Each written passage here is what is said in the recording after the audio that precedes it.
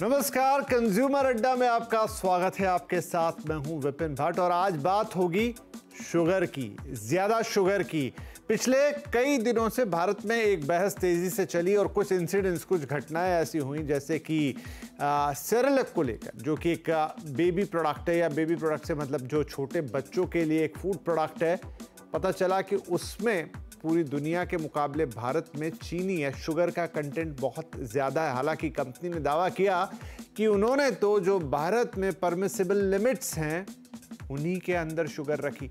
इसी तरह बॉर्नवीटा का मामला भी बहुत ज़्यादा प्रचलन में आया, बातचीत में आया। सवाल उठे कि बॉर्नवीटा जो कि एक हेल्थ ड्रिंक की कैटेगरी में आता है, या पता नहीं भारत में शायद कोई ऐसी कैटेगरी एग्जिस्ट नहीं करती, बाद में कैटेगरी को लेकर कई सवाल आए, लेकिन हम उसे माने कि हेल्थ ड्रिंक जिसे बच्चों को ये समझ के पिलाया जाता है कि ये बच्चों की सेहत के लिए अच्छा है, वहां पर शुगर कंटेंट को लेकर बड़ा भारी हंगामा हुआ।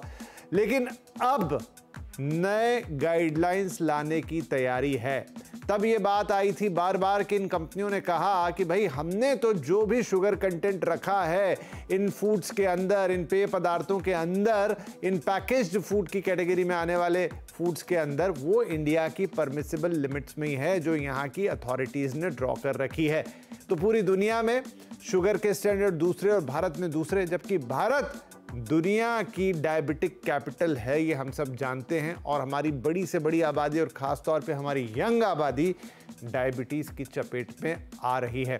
तो नई गाइडलाइंस है, नई सिफारिशें जो कि ICMR और NIN यानी नेशनल इंस्टीट्यूट ऑफ न्यूट्रिशन ने दी है, वो क्या है, अभी तक किस तरीके की होती थी, ये सब आपको बताते हैं और फिर इस पर चर्चा करेंगे। तो देखिए, पैकेज फूड में चीनी के लिए अब नई सिफारिशें आई हैं, यानी कि डिब्बा बंद खाना, पैकेट वाला खाना या पेय पदार्थ, उनके अंदर शुगर कंटेंट कितना होना चाहिए, उन्हें लेके नई गाइडलाइंस की सिफारिशें हैं। ये फिलहाल एडेड और टोटल शुगर की लिमिट यहां पर तय की जा रही है। देखिए, एक प्रोडक्ट के अंदर ऊपर से कितनी चीनी मिलाई गई है उसका स्वाद बढ़ाने के लिए, और वो जो खुद प्रोडक्ट है उसमें भी एक लेवल का शुगर कंटेंट है, वो कितना है, इसको डिफाइन करना होगा। जैसा मैंने बताया, ICMR और NIN ने ये सिफारिशें तैयार की हैं।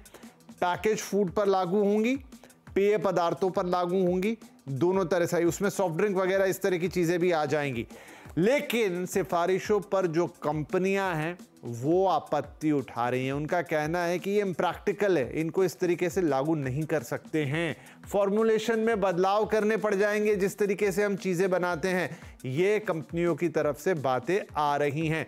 अब ये नई गाइडलाइंस है क्या, ये देख लेते हैं। तो देखिए, यहां पर एनर्जी के फॉर्म में बात की गई है। एडिड शुगर से एनर्जी 5% से ज्यादा ना हो, मतलब जो टोटल सर्विंग है उसमें एडिड शुगर से जो एनर्जी मिल रही है वो 5% से ज़्यादा ना हो। और जो टोटल शुगर कंटेंट है, जैसे मैंने आपसे कहा ना, किसी भी पदार्थ में, पेय पदार्थ हो या वो सॉलिड फूड हो, ये सॉलिड फूड के लिए गाइडलाइन है, उसमें आप जो एडिड शुगर मिलाएंगे वो उससे मिलने वाली एनर्जी 5% से ज़्यादा ना हो, और जो नेचुरली उस टोटल एनर्जी वो दे रहा है वो पेय पदार्थ या वो सॉलिड फूड, वहाँ 10% से ज़्यादा ना हो। तो ये तो हो गई सॉलिड फूड के लिए। इसी तरह से आप पेय पदार्थों के लिए एडेड शुगर से एनर्जी जो है, यानी ऊपर से जो आपने शक्कर मिलाई है, चाहे वो जूसेस हों, चाहे कोल्ड ड्रिंक हों, चाहे वो बॉर्नवीटा जैसी चीज़ें हों, 10% से ज़्यादा नहीं होनी चाहिए। और टोटल शुगर से जो एनर्जी मिल रही है वो 30% से ज़्यादा नहीं होनी चाहिए। अब इनके मतलब क्या है, मायने क्या है, ये कार्यक्रम में आगे समझते हैं। मौजूदा सिस्टम क्या है लेबलिंग का, वो भी जान लीजिए। अभी आप कोई चीज़ खरीदते हैं तो उसमें पर 100 ग्राम के हिसाब से शुगर कंटेंट लिखा होता है। फॉर एग्जांपल, कोला में 10.6 ग्राम, जूस में 13 ग्राम, बिस्किट्स में 24.8 ग्राम, चॉकलेट मूसली जैसी चीज़ों में करीब करीब 28 ग्राम, आइस टी में 86 ग्राम पर 100 ग्राम, ये शुगर कंटेंट है। तो ये मौजूदा सिस्टम है, नया system in terms of energy है। अब ये सब कुछ अभी सिफारिशों के तौर पर हैं, अभी इनको लागू नहीं किया गया है। भारत सरकार इन्हें आगे लागू कर सकती है, और जो हम माने खबरों की, तो कुछ 12-13 साल बाद इस तरह का कोई बड़ा बदलाव आ रहा है। अब इन सब का क्या मतलब है, इस पर थोड़ी बातचीत करेंगे, उनको गहरे से समझना भी जरूरी है। तो आज कार्यक्रम में हमारे साथ शामिल हो रहे हैं इंद्रप्रस्थ अपोलो हॉस्पिटल में डायबिटीज और एंडोक्रोलॉजी के सीनियर कंसल्टेंट डॉक्टर सप्तऋषि भट्टाचार्य, डाइटिशियन डॉक्टर सांची नायक, और nutrition advocacy in public interest के डॉक्टर अरुण गुप्ता। आप सभी का बहुत बहुत स्वागत है। डॉक्टर गुप्ता, मैं आपसे शुरुआत करना चाहता हूं। आप काफ़ी इन मसलों पर लिखते हैं, बोलते रहते हैं। पहले तो मैं समझना चाहता हूं कि इंडिया में अभी तक तो कोई ऐसी डिफाइंड लिमिट्स थी नहीं, या थी तो शायद इतना वेग था मामला कि कंपनीज उन लूप होल्स का फ़ायदा उठाती थी। अब ये एनर्जी के टर्म में जो नया आया है कि सॉलिड फूड है तो 5% से ज़्यादा शुगर, एडेड शुगर से एनर्जी नहीं मिलनी चाहिए, टोटल में 10%, लिक्विड्स में है तो 30%, इनका मायने क्या है, कैसे समझेंगे इसको? ऐसा है कि जो पिछले 10 सालों में इतनी साइंटिफिक रिसर्च हुई है जिससे ये पता चला है कि एक्सेस शुगर कंज्यूम करने से जो भी शुरू में आपने कहा कि डायबिटीज की होने का खतरा, मोटापा होने का खतरा वो बढ़ जाता है, जिससे बाकी बीमारियां भी बढ़ जाती हैं, चाहे वो हार्ट डिजीज हो, चाहे वो कैंसर। अब इसके मद्देनजर WHO ने भी ये डिफाइन किया कि आपकी डाइट का 5% से ज्यादा हिस्सा, पूरी 24 घंटे की डाइट अगर 2000 कैलोरी है, उसका 5% से ज्यादा हिस्सा वो शुगर से नहीं आना चाहिए आइडियली, और मैक्सिमम उन्होंने कहा 10%। बट अभी भी वो 5% वाली बात जो है वो हित में है हमारे हेल्थ के, राइट। और एक्सपर्ट्स ये भी कहते हैं कि अगर वो 0 हो तो आपको कोई नुकसान नहीं होने वाला, क्योंकि बाकी कार्बोहाइड्रेट से आपको वो चीजें मिल जाती हैं, राइट। तो जो गाइडलाइन ने जो काम किया है वो बहुत ही साइंटिफिकली बैक्ड काम किया है, वो अच्छी बात है। इसका मतलब ये नहीं है कि ये गाइडलाइन का मतलब ये नहीं है कि आपके पदार्थ में जो खाद्य पदार्थ है या सॉलिड है या फूड है उसमें इतनी ही चीनी डालो या इतना नमक या इतनी फैट डालो, ये नहीं मतलब है उसका। उसका मतलब ये है कि अगर ये है इतने से ज्यादा तो लोगों को ये बताया जाए कि ये वाली चीज अनहेल्दी है। तो बात ये है कि इंडस्ट्री जो प्रमोट करती है इसको, जो मार्केटिंग करती है, एडवर्टाइजमेंट करती है, जहाँ फ्रंट आपने लेबल की बात करी बीच में, लेबल पे क्या बताते हैं, वो कभी नहीं बताते कि इसमें चीनी ज्यादा है या इसमें नमक ज्यादा है या इसमें फैट ज्यादा है। वो अगर front of the pack label भी उठाएंगे तो आपको सिर्फ अच्छी अच्छी चीजें ही नजर आएंगी कि इसमें विटामिन ज्यादा है, या इसमें ताकत है, या इसमें फ्रूट है, या चॉकलेट के बाद डेयरी मिल्क लिखा हुआ है, जैसे ऐसे लगता है जैसे दूध खा रहे हैं आप। तो ये वाली जो चीजें हैं जो लोगों को भ्रमित करती है, इस गाइडलाइन का ये फायदा है कि इससे रेगुलेशन बनेगा। ये रेगुलेशन बनेगा वही रोक पाएगा कि लोगों के जो कहते हैं ना, ये लोगों की चॉइस है, फूड इंडस्ट्री कहती है ये लोगों की मर्जी है, जो मर्जी खाएं, वो भी ठीक है बात, वो जो मर्जी खाएं, पर उनको बताने का एनवायरनमेंट तो ठीक होना चाहिए ना। राइट। जब उनके पास इंफॉर्मेशन ही नहीं है तो मैं फैसला कैसे करूं? मुझे पता ही नहीं है कि इसमें चीनी ज्यादा है, तो मैं कैसे फैसला करूं? मैं तो उसी उनकी एडवर्टाइजमेंट। सही कह रहे हैं आप डॉक्टर साहब। मतलब ये बता देना कि 100 ग्राम में 10 ग्राम चीनी है, लेकिन ये कम है, ज्यादा है, मेरे लिए कितनी सही है, ये तो मुझे पता चलना चाहिए। और जो नई गाइडलाइन कह रही हैं, जो थ्रेशोल्ड करके उन्होंने लिखा है कि 5% से ज्यादा एनर्जी नहीं मिलनी चाहिए या 30% से टोटल एनर्जी नहीं मिलनी चाहिए, उससे आप एक अंदाजा लगा पाएंगे कि ये मेरे स्वास्थ्य के लिए कैसी है। राइट, ठीक है डॉक्टर सप्तर्षि।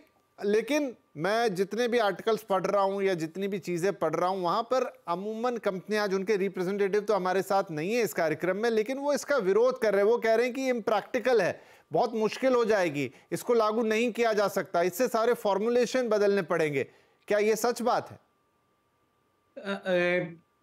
इसमें एक लॉजिस्टिक चैलेंज है, and we also need to look at the long term goals. मैं डॉक्टर गुप्ता से बिल्कुल सहमत हूँ कि अभी जो ग्राहक को जितना जानकारी मिल रहा है दैट इज इनएडिक्वेट। अब लेबल भी देखोगे इतना छोटा होता है, मुश्किल से आपको कभी कभी मैग्नीफाइंग ग्लास का जरूरत पड़ता है कि उसके अंदर शुगर कितना है देखने के लिए। स्मोकिंग में जैसे sugar is as bad as anything. आजकल आज जो भारत का जो स्थिति है, डायबिटीज इतना ज्यादा है, इतना यंग पॉपुलेशन में ज्यादा है। हम लोग क्लिनिक में रोज नए 20 साल 22 साल 30 साल के लड़के आते हैं शुगर लेके, 250 300 400 का शुगर है। तो क्योंकि एक तो हम जेनेटिकली प्रीडिस्पोज्ड है, हमारा एनवायरनमेंट जो है दैट इज नॉट, हमारा जो डाइट है उसमें प्रॉब्लम से हमें first of all the label should be made broad उसमें दिखा जाना चाहिए कि अच्छा इतना एडेड शुगर है, इतना नेचुरल शुगर है, ये क्लियरली जैसे स्मोकिंग के लेवल में सब दिखता है, there is a harm related to sugar. I think it should be made that big. Then if the company insist कि नहीं हमारा ये नहीं हो पाएगा, हाँ वो this is our manufacturing process, हमारा प्लान से ऐसे बना हुआ है, then I think the government should increase the tax on these products. तो ये आप गवर्नमेंट को इतना ज्यादा इस पे टैक्स डालना चाहिए. there are countries which have sugar tax. तो कोई भी चीज जिसमें जैसे सिगरेट में टैक्स है, जैसे अल्कोहल में टैक्स है, तो शुगर में भी टैक्स होना चाहिए, उतना ही हानिकारक है. So if the company is not ready to change, I think there should be a high amount of tax so that the company gets forced to make healthier ji, food. बिल्कुल इस बात को थोड़ा और समझना होगा. डॉक्टर अरुण, कंपनी कह रही है कि उनको फॉर्मुलेशन में चेंज करना पड़ जाएगा. ऐसा तो नहीं है, क्योंकि अगर इसको ऐसे समझे कि मौजूदा फॉर्मुलेशन को अगर वो या तो फिर उनको ये डर है कि मौजूदा फॉर्मुलेशन को जब इस फॉर्म में लिखेंगे तो वो कोई भी गाइडलाइन को मैच नहीं करेगा, सब ब्रीच कर जाएंगे, और गाइडलाइन को मैच कराना है इसलिए फॉर्मुलेशन चेंज करना पड़ेगा. क्या मैं सही समझ रहा हूं? मेरा नहीं ख्याल, जो कहीं भी है इतने कंट्रियों में हमने पिछले 10 साल में ही ऐसा काम होते देखा है कि किसी भी कंट्री में कोई किसी ने चीनी कम नहीं करी. अभी बल्कि कल ही खबर आई ऑस्ट्रेलिया में उन्होंने बढ़ा दी. अच्छा, राइट. तो यहाँ पे जैसे अभी पीछे किसी प्रोडक्ट में थोड़ी सी चीनी कम करी थी, बॉर्नवीटा में जैसे, बड़ा शोर मच गया जी चीनी कम हो गई है. अगर मान लीजिए 50 ग्राम से आपने 14% कम कर भी ली तो कितनी हुई? 40 ग्राम अगर फिर भी है तो हाई है. मेरा मानना यह है कि रीफॉर्मुलेशन इज नॉट द आंसर. ना ही मेरे को लगता है गाइडलाइन ने कहीं पे भी लिखा हुआ है कि आप इसी हिसाब से आइसक्रीम बनाओ या कोल्ड ड्रिंक बनाओ. ऐसा नहीं होने वाला है, ना ही वो करेंगे बदलाव. तो बदलाव करना जो चाहिए मुझे लगता है वो ये है कि एडवर्टाइजमेंट, अगर इससे ऊपर है तो एडवर्टाइजमेंट पे रोक लगाओ ना. अगर कंजम्पशन कम करनी है तो एडवर्टाइजमेंट पे रोक लगनी चाहिए. फुल पेज की ऐड है आज हर एक अखबारों में, कोई बिस्किट की ऐड आती है तो कभी चिप्स की ऐड आती है, वो फैट और नमक ज्यादा है उसमें, तो कभी आपको चॉकलेट की फुल पेज ऐड आती है. तो वो पैसे कौन क्यों खर्चते हैं? इसीलिए खर्चते हैं कि उनकी सेल बढ़े. वो ठीक है, कंपनी का ऑब्जेक्टिव है उनकी सेल बढ़ाना, आपकी सेहत को बचाना उनका कोई ऑब्जेक्टिव नहीं होता, ना ही उनके कहीं ऑब्जेक्टिव में लिखा गया है. उनका काम है शेयर होल्डर के शेयर का प्राइस बढ़ाना ताकि उनको ज्यादा डिविडेंड मिले. तो ये एक्सपेक्ट करना कि कंपनी शुगर 2 ग्राम कर देगी या 3 ग्राम कर देगी पर 100 ml जैसे कि ये गाइडलाइन कह रही है शुगर, वो मुझे नहीं लगता कि किसी भी प्रोडक्ट में होने वाला है, और ना ही शायद गाइडलाइन की ये डिमांड है. गाइडलाइन की डिमांड रिफॉर्मुलेट करने से ये नहीं होता कि आप ये करिए. अब आइसक्रीम कैसे बन जाएगी? या तो फिर आप शुगर फ्री डालेंगे बीच में, और शुगर फ्री के जो सब्स्टिट्यूट हैं वो भी हानिकारक हैं, उनके भी दिक्कत आती है. तो अल्टीमेटली मुझे लगता है जैसे डॉक्टर साहब ने बताया कि टैक्सेस लगाने चाहिए. मैं सहमत हूं कि जीएसटी जैसे कोला ड्रिंक पे ऑलरेडी मैक्सिमम है, तो इसी तरह प्रोडक्ट को आइडेंटिफाई, इस गाइडलाइन का थ्रेशोल्ड का यह फायदा है कि आपको एक डेफिनेशन मिल गई है.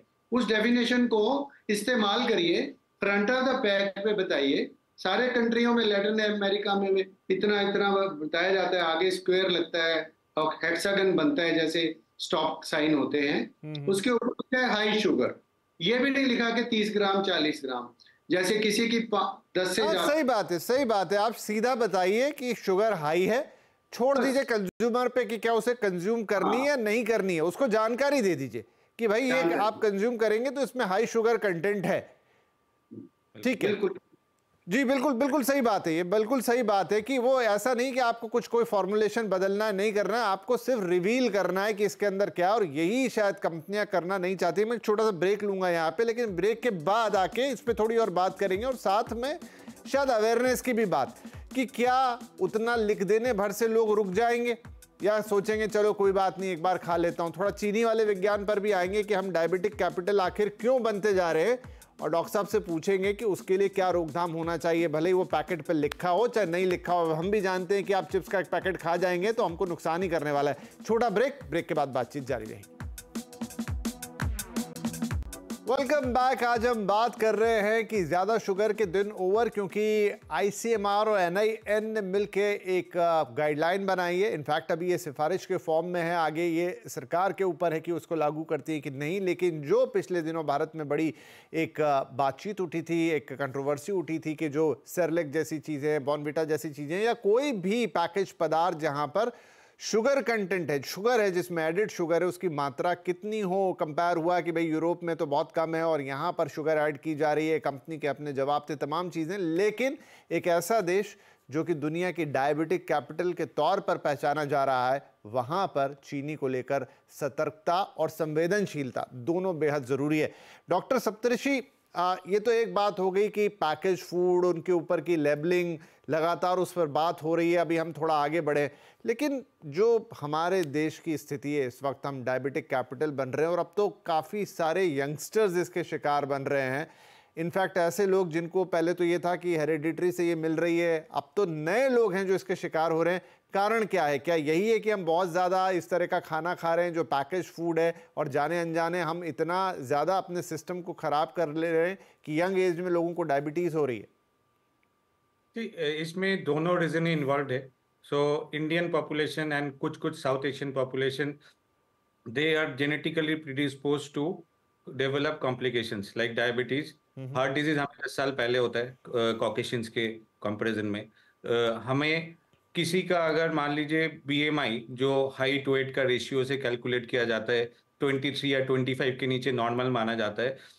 इंडिया में देखा गया कि जो कॉम्प्लिकेशन रेट 25-26 बीएमआई में होता है वो 30 में होता है। जो हमारा उनका ओबेसिटी हमारा ओवरवेट के बराबर है। So Indian population is partly because of genetic predisposition. We don't know, there are multiple theories के exactly क्या reason है, but हमारा genetics ऐसा है, ये हमारे genes में है। हम लोग complications के लिए we are predisposed. So and on top of that, obviously our lifestyle has changed. बच्चे अभी बाहर क्रिकेट नहीं खेल रहे, फुटबॉल नहीं खेल रहे, फोन पे ज्यादा है, कंप्यूटर पे ज्यादा है। And diet labelling is a major challenge. So अगर कोई बच्चा चॉकलेट मांगे, शायद ही कोई पेरेंट है जो मना कर दे। सो आई थिंक ये बचपन से ही हमारा डाइटरी पैटर्न जैसे हो रहा है। एवरीबडी फील्स के fruit juice is very good, तो उसमें जूस, बट वही है फ्रूट जूस में अगर आप एक फ्रूट जूस में 4 टाइम शुगर जाएगा। आप एक ऑरेंज खा लो और वर्सेस एक ग्लास ऑरेंज जूस पी लो, you will 4 times more sugar in orange juice. So इसमें हमारा जो डाइटरी हैबिट से एनवायरमेंटल फैक्टर्स है एंड जेनेटिक फैक्टर्स है, तो ये तीनों का कॉम्बिनेशन है जो एक्चुअली हमें प्रीडिस्पोज कर रहे हैं कि डायबिटीज इतने ज़्यादा है, इतने कम उम्र में है और इतने कॉम्प्लिकेशंस के साथ है। ठीक है। डॉक्टर अरुण, ये मुझे बताइए कि डायबिटीज मतलब sugar in it self is a bad thing या फिर उसका बर्नआउट नहीं होना इज अ बैड थिंग? मान लीजिए कि मैं दिन के 5 चम्मच शुगर कंज्यूम कर रहा हूँ और उसे बर्नआउट नहीं कर पाता हूँ, मेरी लाइफस्टाइल ऐसी है कि मैं ज़्यादा चल फिर नहीं रहा हूँ, उतना मेरी कैलोरीज ही बर्न नहीं हो रही है, वो खराब है या फिर कंजम्पशन इन इटसेल्फ वही खराब है? मेरा मानना तो यह है, जितनी भी मैंने पिछले 10 साल में इसकी रिसर्च पढ़ी है और जितनी भी बाकी मुल्कों में से आई है, कि ये जो you can not run a bad diet. So भी आप भाग के उसको, आप जैसे आज अखबार में आया था कि एक एक्टर है वो कह रहा है जी मैं 3 बर्गर खाता हूँ, कल मैं जिम में जाऊँगा।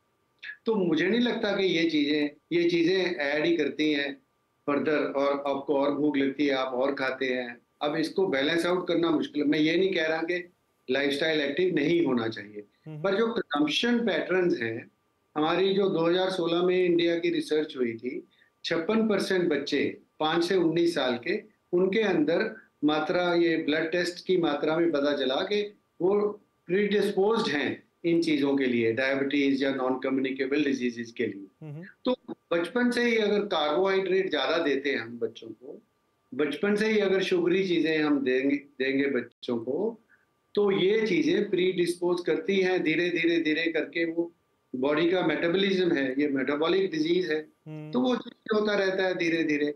अब एक पिछले साल की जो स्टडी बता रही है कि 4 में से 1 अडल्ट जो है, या डायबिटिक है या प्री डायबिटिक है।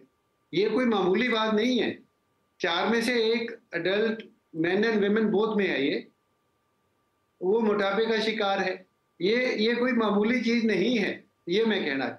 इसमें जो कंजम्पशन है अल्ट्रा प्रोसेस फूड की, जो भी पैकेज फूड प्रोडक्ट है, वो जरूरी नहीं मीठा ही होना चाहिए। वो जो बाकी भी हैं जिसमें इमल्सीफायर डलते हैं, फॉर एग्जांपल अभी स्टडी आई कि अगर इमल्सीफायर डलते वाली चीजें हैं, वो इमल्सीफायर ज्यादा अंदर जा रहा है, वो भी टाइप 2 डायबिटीज से एसोसिएटेड है। उसके बाद आप सोच रहे हैं आप नमकीन पैकेट खा रहे हैं, नमकीन में भी जाते हैं तो कार्बोहाइड्रेट देखना पड़ेगा आपको कि कितना खाया आपने, ठीक है।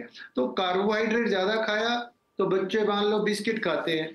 मैं आपको एक दिखाता हूँ अभी फोटो। जैसे मान लो कोई बिस्किट में लोग सोचते हैं मैं मीठा खा रहा हूँ, उसमें नमक भी जा रहा है, फैट भी जा रहा है एक्स्ट्रा। तो जो ये वाली चीजें हैं, जो इसके लिए हमें अल्टीमेटली ये यूज करना पड़ेगा। जैसे हमने ये जैसे प्रोडक्ट के लिए मैं बता रहा था कि हाई शुगर, हाई फैट, इस तरह के लेबल प्रोडक्ट पे होने चाहिए तीनों चीजों के लिए। इनको हम न्यूट्रिएंट ऑफ कंसर्न बोलते हैं। शुगर हो, सॉल्ट हो या सैचुरेटेड फैट हो, ये न्यूट्रिएंट ऑफ कंसर्न है।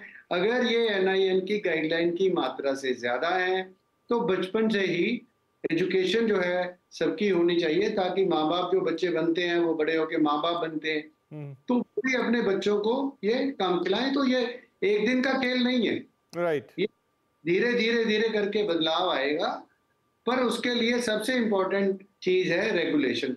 गाइडलाइन से कोई बदलाव नहीं आते, ज्यादा रेगुलेशन आने चाहिए, राइट। स्ट्रिक्ट रेगुलेशन होने चाहिए।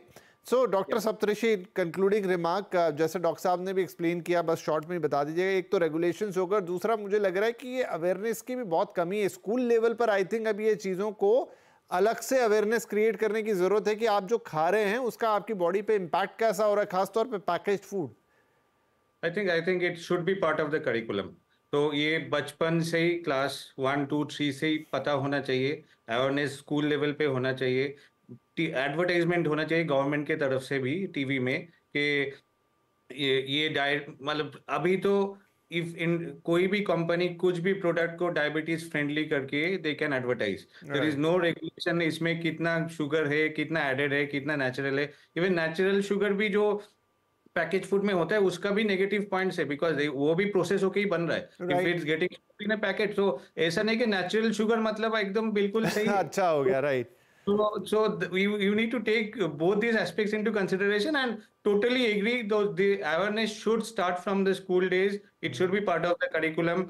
Physical activity should be reinforced. That should be part of the curriculum, and government should do its bit to make sure that. तो मल्टीपल फ्रंट्स पे इसके लिए काम करना पड़ेगा हमें। वो डायबिटीज का लेबल हटाना है जी, अपने देश को, अपनी युवाओं को इस बीमारी से बचाना। जैसे डॉक्टर साहब ने कहा कि एवरी 4 में से 1 या तो प्री डायबिटिक या डायबिटिक, ये वाकई खतरनाक बात है। तो उसके लिए टाइट रेगुलेशन तो चाहिए ही होंगे, क्योंकि बहुत सारा आउटसाइड फूड है जो हम कंज्यूम करते हैं because of the lifestyle, because of the new things. और साथ में वो अवेयरनेस भी चाहिए कि कम से कम आपको पता तो हो, फिर आपकी चॉइस है कि आप उसे कंज्यूम करते हैं कि नहीं करते हैं। लेकिन दोनों ही फ्रंट पर काम बहुत ज़रूरी। बहुत शुक्रिया आप दोनों ही महानुभावों का। आई थिंक हम ऐसी बातचीत करेंगे तो ये बात थोड़ी और आगे बढ़ेगी। देखते हैं कि अभी इन जो अभी फिलहाल सिफारिशें हैं, गाइडलाइंस हैं, वो रेगुलेशन में कन्वर्ट होती है कि नहीं। कुछ आने वाले समय में ये चीज़ें हमें साफ हो जाएंगी। फिलहाल के लिए आप दोनों का ही बहुत बहुत धन्यवाद। नमस्कार।